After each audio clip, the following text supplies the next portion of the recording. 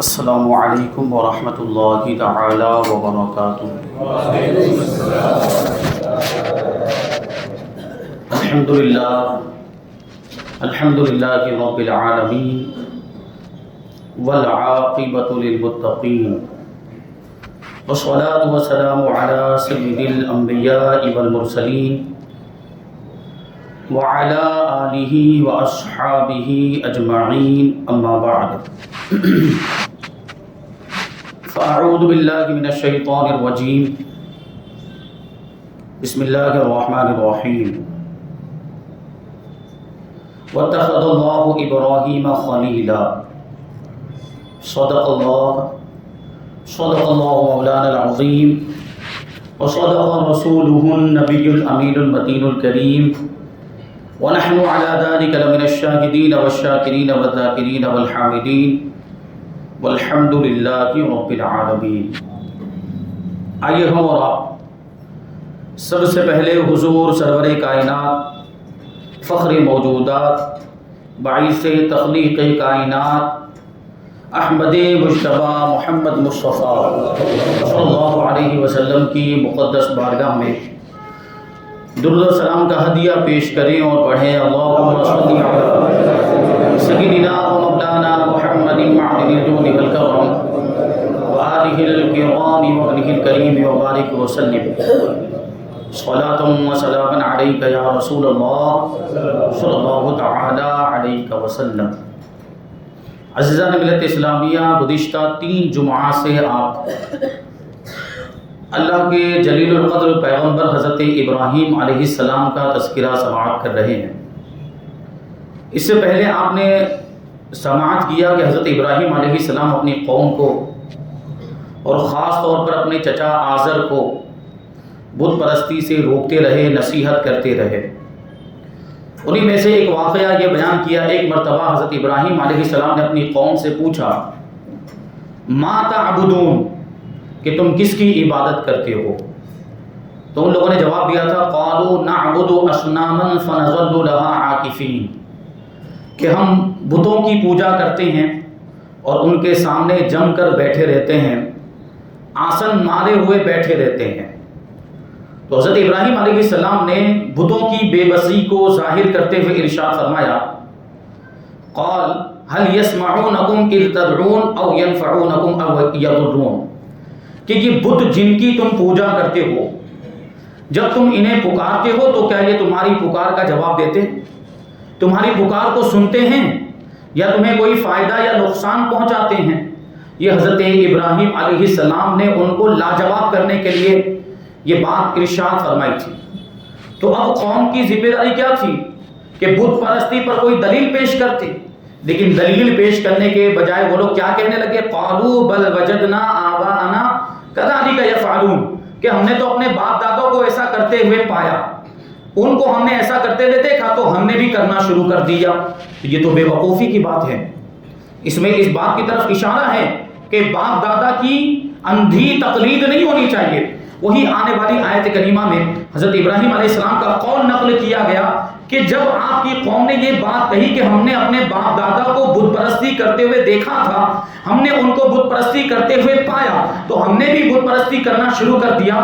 اس پر حضرت ابراہیم علیہ السلام نے ان سے کہا تھا، قال افرأیتم ما کنتم تعبدون انتم وآباؤکم الاقدمون، کیا تم نے غور و فکر بھی کیا ہے، کیا تم نے کبھی سوچا بھی ہے ان معبودوں کے بارے میں جن کی تم اور تمہارے پہلے باپ دادا یہ عبادت کرتے آئے ہیں؟ اس میں تم کو غور و فکر کرنا چاہیے کہ جن کو تم معبود سمجھ رہے ہو، جن کو تم نے اپنا خدا بنا لیا، وہ حقیقت میں خدا بننے کے لائق ہے بھی کہ نہیں ہے؟ یقیناً وہ خدا بننے کے لائق نہیں ہے، وہ معبود بننے کے لائق نہیں ہے۔ مطلب کیا ہوا کہ ماں باپ کی اندھی تقلید نہیں کرنی چاہیے، باپ دادا کی اندھی پیروی نہیں کرنی چاہیے۔ وہ اگر کوئی غلط کام کرتے ہو تو ہم بھی وہ غلط کام کرنے نہ لگ جائیں، بلکہ اس پہ غور و فکر کریں کہ باپ دادا جو کرتے تھے وہ صحیح تھا یا غلط تھا۔ اگر واقعی وہ صحیح تھا تو پھر پیروی کر سکتے ہیں، لیکن اگر غلط تھا تو پھر پیروی کرنا یہ بے وقوفی کے سوا کچھ نہیں ہے۔ حضرت ابراہیم علیہ السلام نے یہ بات بیان کرنے کے بعد ان کو اپنا دشمن بتایا، ان کے بتوں کو اپنا دشمن بتایا، پھر بڑے ہی خوبصورت انداز میں اللہ تبارک و تعالیٰ کی شان و شوکت کو بیان کیا۔ فرماتے ہیں فَإِنَّهُمْ عَدُوٌّ لِّي إِلَّا رَبَّ الْعَالَمِينَ الَّذِي خَلَقَنِي فَهُوَ يَهْدِينِ وَالَّذِي هُوَ يُطْعِمُنِي یسقین واذا مرضت فهو یشفین والذی یمیتنی ثم یحیین۔ حضرت ابراہیم علیہ السلام کہتے ہیں کہ یہ بت تو میرے دشمن ہیں مگر سارے جہان کا پالنے والا، سوائے سارے جہان کے پالنے والے کے وہ میرا دشمن نہیں، وہ تو میرا پروردگار ہے۔ الذی خلقنی فهو یہدین، وہ پروردگار جس نے مجھے پیدا کیا اور وہی مجھے ہدایت دیتا ہے اور وہی مجھے کھلاتا پلاتا ہے، اور جب میں بیمار پڑ جاؤں تو مجھے شفا بھی وہی دیتا ہے، وہی مجھے موت دے گا اور وہی مجھے دوبارہ زندہ کرے گا۔ حضرت ابراہیم علیہ السلام نے دیکھیں یہاں پر بیماری کی نسبت اپنی طرف کی اور شفا کی نسبت اللہ تبارک و تعالیٰ کی طرف کی، کہ جب میں بیمار پڑتا ہوں تو وہ مجھے شفا دیتا ہے۔ اس سے پتہ کیا چلا کہ بری چیزوں کی، غلط چیزوں کی نسبت انسان کو اپنی طرف کرنی چاہیے اور اچھی چیزوں کی نسبت پروردگار کی طرف کرنی چاہیے۔ نیکیوں کا اور برائیوں کا، گناہوں کا بھی یہی معاملہ کہ اگر ہم سے کوئی گناہ ہو جائے تو اس کی نسبت اپنی طرف کریں کہ یہ میرے شہوت نفس کی وجہ سے ہوا، شیطان کے بہکاوے میں آ کر مجھ سے یہ گناہ ہو گیا۔ لیکن نیکیوں کے کام اگر ہم کرنے لگ جائیں اور نیک کام اگر ہم سے صادر ہو تو پھر اس کی نسبت اللہ تبارک و تعالیٰ کی طرف کرنی چاہیے۔ یعنی یہ جو نیکیوں کے کام ہم کر رہے ہیں یہ اللہ تعالیٰ کی توفیق سے ہو رہا ہے۔ یہ حضرت ابراہیم علیہ السلام کے اس واقعے سے ہمیں پتہ چلتا ہے۔ حضرت ابراہیم علیہ السلام نے ایک اور اللہ تبارک و تعالیٰ کی صفت آگے بیان کی، فرمایا والذی اطمع ان یغفر لی خطیئتی یوم الدین، اور وہ پروردگار جس سے مجھے یہ امید ہے کہ وہ قیامت کے دن میری خطا کو بخش دے گا۔ حضرت ابراہیم علیہ السلام نے یہ اللہ تبارک و تعالیٰ کی صفات اپنی قوم پر حجت قائم کرنے کے لیے بیان کی تھی کہ معبود بننے کے لائق وہی ہے جس میں یہ صفتیں پائی جاتی ہو، جو لوگوں کو روزی بھی دیتا ہو، جو لوگوں کو کھلاتا پلاتا ہو، وہی پیدا کرنے والا ہے، وہی موت دینے والا ہے، اور جس کے اندر یہ صفات پائی جاتی وہی معبود بن سکتا ہے، اس کے سوا کوئی معبود اور خدا نہیں بن سکتا۔ حضرت ابراہیم علیہ السلام نے اپنی قوم پر حجت قائم کرنے کے لیے یہ بات بیان کی۔ اور دوسری بات یہ پتہ چلی حضرت ابراہیم علیہ السلام انبیاء کرام میں سے ہیں، جلیل القدر پیغمبر ہیں، اور انبیاء کرام معصوم ہوتے ہیں، ان سے گناہ کا صدور نہیں ہو سکتا، پھر بھی یہاں پر وہ یہ بات پروردگار کی بارگاہ میں عرض کرتے ہیں کہ وہ پروردگار جس سے مجھے امید ہے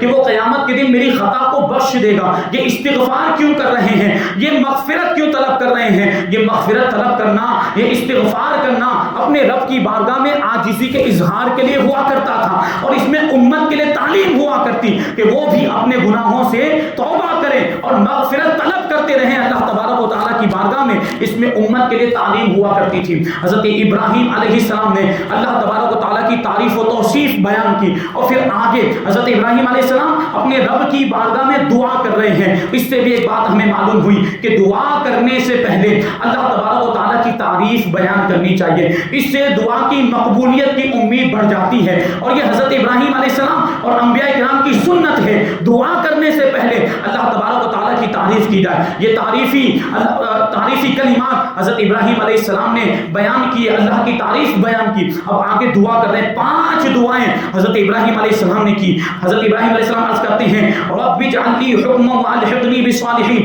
اے پروردگار مجھے حکم عطا فرما، یعنی حکمت عطا فرما، ربی حب لی حکما والحقنی بالصالحین، اے پروردگار مجھے حکمت عطا فرما اور مجھے ان بندوں میں ملا دے، ان بندوں سے ملا دے جو بندے تیرے قرب خاص کے لائق ہیں، یعنی ان بندوں سے مجھے ملا دے جو تیرا قرب حاصل کر چکے ہیں۔ حضرت ابراہیم علیہ السلام نے یہاں پہ حکمت مانگی، حکمت حکم سے مراد علم و حکمت ہے، اور دوسرا جو وہ قرب خاص کے سزاوار بندوں میں شامل ہونے کی دعا کی، تو قرب خاص کے لائق بندے کون ہیں؟ وہ انبیاء کرام علیہ السلام ہیں۔ حضرت ابراہیم علیہ السلام کی یہ دعا اللہ کی بارگاہ میں قبول ہوئی۔ دوسرے مقام پر اللہ ارشاد فرماتا ہے وَإِنَّهُ فِي الْآخِرَةِ لَمِنَ الصَّالِحِينَ، کہ بے شک ابراہیم آخرت میں ہمارا قرب خاص پانے والے بندوں میں سے ہے، یعنی ان کو وہ مرتبہ مل چکا ہے۔ حضرت ابراہیم علیہ السلام نے یہ دعا کی کہ مجھے علم بھی مل جائے، مجھے حکمت بھی مل جائے، اور مجھے قرب خاص بھی مل جائے۔ یہ پہلی دعا ہوئی۔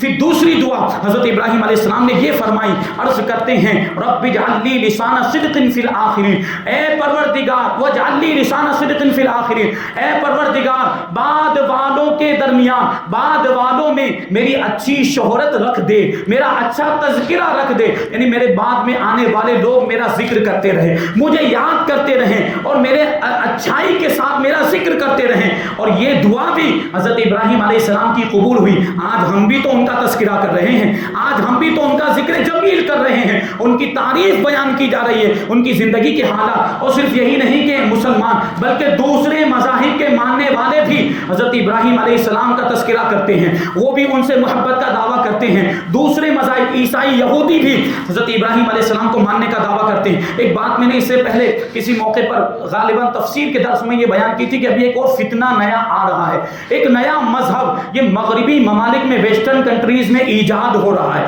اور اس کا نام ان لوگوں نے کیا رکھا؟ ابراہمیہ. کیا نام رکھا ان لوگوں نے؟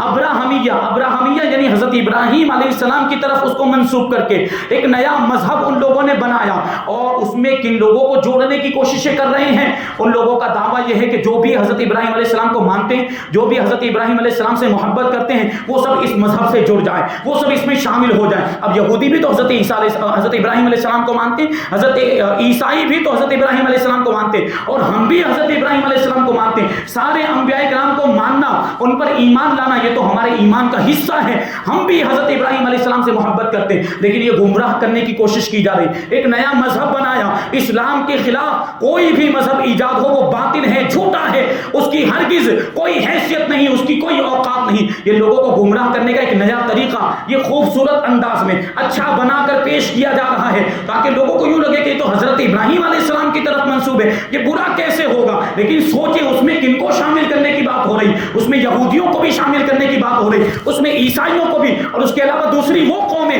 جو حضرت ابراہیم علیہ السلام کو مانتی ان کو بھی شامل کرنے کی بات ہو رہی ہے. اور اس طرح یہ جو ہے کہ یہ کھچڑی بنانے کی سازش کی جا رہی ہے کہ یہ دین اور مذہب اس طریقے سے پھر مذاق بن کر رہ جائے. ایسے مذہب کی ہرگز کوئی اوقات نہیں ہو سکتی، کوئی حیثیت نہیں ہو سکتی. اور یہ لوگوں کو گمراہ کرنے کا نیا شیطانی ہتھ کنڈا ہے، ہرگز اس کے بہکاوے میں نہ آئے.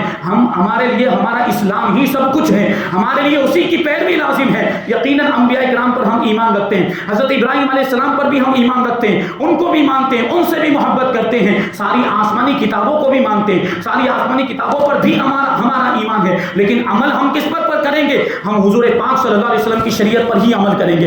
حضور کی شریعت پر ہی عمل کرنا ہمارے لیے لازم ہے. کسی اور مذہب پر ہم عمل نہیں کر سکتے، کسی اور دین، کسی اور دھرم پر ہمارے لیے عمل کرنے کی اجازت نہیں. ہمارے لیے دین اسلام ہی سب کچھ ہے. یہ بات ہمیں ذہن میں رکھنی چاہیے اور اپنے دوستوں، احباب، اپنے بچوں اور اپنے اولاد کو بتانی چاہیے. ایسے فتنے آگے بھی اٹھتے رہیں گے. حضرت ابراہیم علیہ السلام نے دعا کی تھی کہ بعد والوں میں میرا ذکر خیر رکھ دے، میری اچھی شہرت رکھ دے. تو آج تک حضرت ابراہیم علیہ السلام کا اچھا ذکر ہو رہا ہے، آج تک ان کی تعریفیں ہو رہی ہیں. یہ دعا حضرت ابراہیم علیہ السلام نے دوسری دعا پروردگار کی بارگاہ میں کی تھی. تیسری دعا کیا کی تھی؟ تیسری دعا ہے وَاجْعَلْ لِي لِسَانَ صِدْقٍ فِي الْآخِرِينَ، دوسری دعا. اور آگے ہے وَاجْعَلْنِي مِنْ وَرَثَةِ جَنَّةِ النَّعِيمِ، مجھے یہ چین کے باغوں کے وارثوں میں سے کر دے.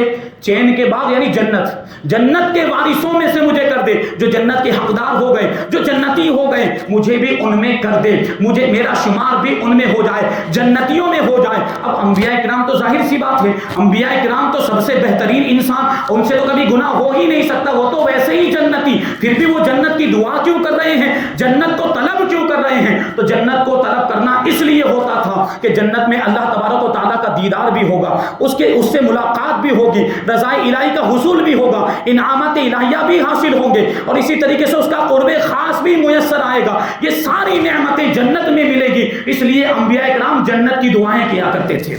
تو اس سے پتہ چلا کہ جنت کی دعا ماننا یہ انبیاء کرام کی سنت اور خاص طور پر حضرت ابراہیم علیہ السلام کی سنت ہے. یہ دعا کی. اور پھر چوتھی دعا اپنے چچا آزر کے بارے میں کی، اس کی مغفرت کے بارے میں. حضرت ابراہیم علیہ السلام نے دعا کی کہ پروردگار میرے چچا آزر کو توبہ اور ایمان کی توفیق دینے کے بعد اس کے گناہوں کو بخش دے، اس کی مغفرت فرما دے. چونکہ حضرت ابراہیم علیہ السلام نے جدا ہوتے وقت اپنے چچا سے وعدہ کیا تھا کہ میں تمہارے لیے دعا کروں گا، میں تمہارے لیے مغفرت کی دعا کروں گا. اسی وعدے کی وجہ سے حضرت ابراہیم علیہ السلام نے یہ دعا کی. لیکن جب یہ بات بالکل واضح ہو گئی کہ یہ تو کوئی ایمان لانے والا نہیں ہے، یہ تو اللہ کا دشمن ہے، تو پھر حضرت ابراہیم علیہ السلام اپنے چچا سے بیزار ہو گئے، اپنے چچا سے لا تعلق ہو گئے اور اپنے چچا سے براءت کا اظہار کر دیا. اس کو قرآن مجید میں دوسری جگہ پہ یوں ارشاد فرمایا وما كان استغفار ابراہیم لأبیہ الا عن موعدۃ وعدها ایاہ فلما تبین له انه عدو للہ تبرأ منہ، کہ حضرت ابراہیم علیہ السلام کا اپنے چچا کے لیے مغفرت کی دعا کرنا صرف ایک وعدے کی وجہ سے تھا، جو وعدہ آپ نے اس سے کسی موقع پر کر لیا تھا، لیکن جب یہ بات حضرت ابراہیم علیہ السلام کے لیے بالکل واضح ہو گئی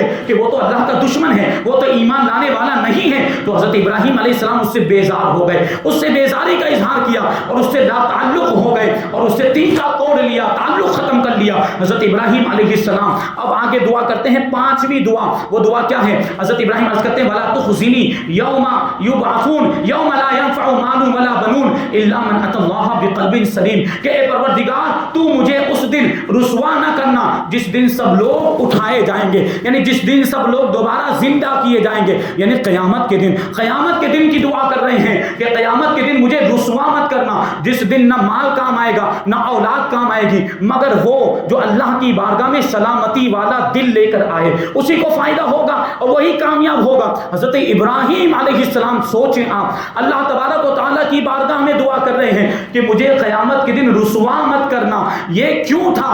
یہ لوگوں کی تعلیم کے لیے تھا، ورنہ انبیاء کرام تھوڑی رسوا ہونے والے، ان کا تو اعزاز ہوگا، ان کو تو بڑے بڑے مرتبے ملیں گے، قیامت کے میدان میں انبیاء کرام کو بلند درجات عطا کیے جائیں گے، ان کو دیکھ کر لوگ رشک کر رہے ہوں گے۔ تو یہ حضرت ابراہیم علیہ السلام یہ دعا کیوں کر رہے ہیں کہ مجھے قیامت کے دن رسوا مت کرنا؟ یہ امت کی تعلیم کے لیے، یہ لوگوں کی تعلیم کے لیے کہ وہ بھی دعا کرتے رہیں، قیامت کی رسوائی سے بچنے کے لیے پوری کوشش کرتے رہیں اور اپنے رب سے دعا مانگتے رہیں کہ پروردگار ہمیں اس دن کی رسوائی سے بچائے۔ یہ 5 دعائیں حضرت ابراہیم علیہ السلام نے اللہ کی بارگاہ میں کی۔ پھر ایک موقع پر اپنی قوم سے پھر وہ بتوں کی برائی بیان کرتے ہوئے حضرت ابراہیم علیہ السلام نے کہا تھا اذ قال لأبیہ وقومہ ما هذه التماثیل التي انتم لها عاکفون، اپنی قوم سے اور اپنے چچا سے حضرت ابراہیم علیہ السلام نے کہا تھا کہ یہ مجسمے کیا ہیں جن کے سامنے تم آسن مارے بیٹھے رہتے ہو، جن کے سامنے تم اعتکاف کیے ہوئے بیٹھے رہتے ہو، جم کر بیٹھے رہتے ہو، یہ معبود کیا ہیں، یہ مجسمے کیا ہیں؟ تو وہاں پر بھی یہی بات ہوئی، ان کو تو دلیل دینی چاہیے تھی، لیکن کیا کہتے ہیں قالوا وجدنا آباءنا لها عابدین، انہوں نے کہا کہ ہم نے اپنے باپ دادا کو ان بتوں کی عبادت کرتے ہوئے پایا تو ہم بھی عبادت کرتے ہیں۔ اس پر حضرت ابراہیم علیہ السلام نے کہا تھا لقد کنتم وآباؤکم فی ضلال مبین، کہ بے شک تم اور تمہارے باپ دادا کھلی ہوئی گمراہی میں تھے، تم بھی کھلی ہوئی گمراہی میں ہو۔ بتوں کی پوجا کرنا یہ کھلی ہوئی گمراہی، یہ تو شرک ہے، یہ تو کفر ہے، اس کی ہرگز اجازت نہیں ہے۔ حضرت ابراہیم علیہ السلام نے یہ بات ان سے ارشاد فرمائی تو ان کو تو یہ اس سے باز آ جانا چاہیے تھا۔ پھر یہ بھی غور کریں کہ حضرت ابراہیم علیہ السلام اکیلے ہیں اور ان کے مقابلے میں ان کی پوری قوم ہے، اس کے باوجود کسی سے ڈر نہیں رہے بلکہ حق بات کو ڈنکے کی چوٹی پر بیان کر رہے ہیں، کسی کی رعایت نہیں کی۔ اور حق یہی، اللہ تبارک و تعالیٰ کا حکم بھی یہی ہے کہ دینی بات کو بیان کرنے میں کسی سے ڈرنا نہیں چاہیے، کسی کی رعایت نہیں کرنی چاہیے، یہ اللہ کا حکم ہے۔ اور ہاں یہ ہوتا ہے کہ کبھی حکمت عملی سے کام لیا جاتا ہے، کہیں پر حق بات بیان کی جاتی تو نرمی سے بیان کی جاتی، کہیں پر سختی کے ساتھ بیان کی جاتی ہے۔ یہ ساری باتیں سیکھنا ایک تبلیغ کرنے والے کے لیے لازم ہوتا، اس کی ذمہ داری بنتی، لیکن حق بات بیان کرنے میں، دینی بات بیان کرنے میں کسی کی رعایت اور کسی کا لحاظ نہیں ہونا چاہیے۔ یہ حضرت ابراہیم علیہ السلام کی زندگی سے ہمیں سبق ملتا ہے۔ ایک اور بات ہمیں یہاں پہ معلوم ہوئی کہ انبیاء کرام اور ان کے ساتھی اکثر و بیشتر تھوڑے رہے ہیں، قلیل تعداد میں رہے، اور ان کے مقابلے میں شریعت کے خلاف اور شریعت کے مقابلے میں جو لوگ آئے ان کی تعداد بہت زیادہ، لیکن بیان کر دیا گیا کہ شریعت کے خلاف اور اسلام کے مقابلے میں اکثریت کی رائے کا کوئی اعتبار نہیں، اگرچہ ان کی تعداد بہت زیادہ ہو، افراد کثیر ہوں، لیکن ان کا اعتبار نہیں ہے کیونکہ وہ جھوٹے ہیں۔ جو شریعت کے خلاف کھڑے ہو جائیں اور جو اسلام کے خلاف کھڑے ہو جائیں وہ جھوٹے ہیں، اور انبیاء کرام اور ان کا ساتھ دینے والے سچے ہیں، وہ کبھی جھوٹے نہیں ہو سکتے۔ یہی حضرت ابراہیم علیہ السلام کی زندگی سے ہمیں سبق ملتا ہے، اور اس کو قرآن مجید میں یوں بیان کیا قل لا يستوي الخبيث والطيب ولو اعجبك كثرة الخبيث فاتقوا الله يا اولي الالباب لعلكم تفلحون، کہ یہ گندا اور پاکیزہ یہ دونوں برابر نہیں ہو سکتے، جو ایمان والا ہے وہ پاکیزہ ہے اور جو کافر ہے وہ گندا ہے، وہ خبیث ہے۔ تو فرمایا جا رہا ہے کہ گندا اور پاکیزہ یہ دونوں برابر نہیں ہو سکتے، اگرچہ گندے لوگوں کی کثرت تمہیں تعجب میں ڈال دے، اگرچہ کافروں کی کثرت اور ان کی تعداد کی زیادتی تمہیں تعجب میں ڈال دے، لیکن جو حق ہے وہ حق ہے، وہ سچا ہے، وہی کامیابی پانے والا ہے۔ اسی لیے آگے ارشاد فرمایا فاتقوا اللہ یا اولی الالباب لعلکم تفلحون، تو اے عقل والو اللہ سے ڈرو تاکہ تمہیں کامیابی مل جائے، کیونکہ اللہ سے ڈرنے میں اور تقوی اختیار کرنے میں ہی تو کامیابی ہے۔ تو یہ بات قرآن مجید کے اندر اندر اس انداز میں بیان کی گئی۔ حضرت ابراہیم علیہ السلام نے جب ان سے کہا کہ تم کھلی ہوئی گمراہی میں ہو، تمہارے باپ دادا بھی کھلی ہوئی گمراہی میں تھے کہ وہ بتوں کی پوجا کرتے ہو، تم بھی بتوں کی پوجا کرتے ہو، یہ گمراہی ہے، تو اس بات کو ان کو سمجھنا چاہیے تھا، لیکن ان کے دل میں بتوں کی محبت ایسی پیوست ہو گئی تھی اور بتوں کی محبت ایسی رچ بس گئی تھی کہ وہ اس کو مذاق سمجھ رہے، اب بھی یقین کرنے کے لیے تیار نہیں تھے کہ بتوں کی پوجا کرنا یہ کھلی ہوئی گمراہی ہے، یہ شرک ہے، اس کو ماننے کے لیے تیار نہیں ہوئے، اور حضرت ابراہیم علیہ السلام سے کہنے لگ گئے کہ کیا آپ یہ سنجیدگی والی بات کہہ رہے ہیں، کیا سیریس میں یہ بات کہہ رہے ہیں، کیا یہ حق بات ہے یا پھر آپ ہمارے ساتھ ہنسی مذاق کر رہے ہیں؟ انہوں نے یہ کہا تھا کہ قالوا اجئتنا بالحق ام انت من اللاعبین، کہ کیا آپ ہمارے پاس حق بات لے کر آئے ہیں یا آپ یوں ہی کھیل کر رہے ہیں ہمارے ساتھ یا مذاق کر رہے ہیں؟ تو اس وقت حضرت ابراہیم علیہ السلام نے جواب دیا تھا قال بل ربکم رب السماوات والارض الذی فطرہن وانا علی ذلکم من الشاہدین۔ فرماتے ہیں حضرت ابراہیم علیہ السلام کہ یہ بت معبود بننے کے لائق نہیں، یہ بت تو بے بس ہے، یہ مجسمے، یہ مورتیاں، یہ تو مجبور ہیں، یہ کسی چیز کو پیدا نہیں کر سکتے بلکہ یہ خود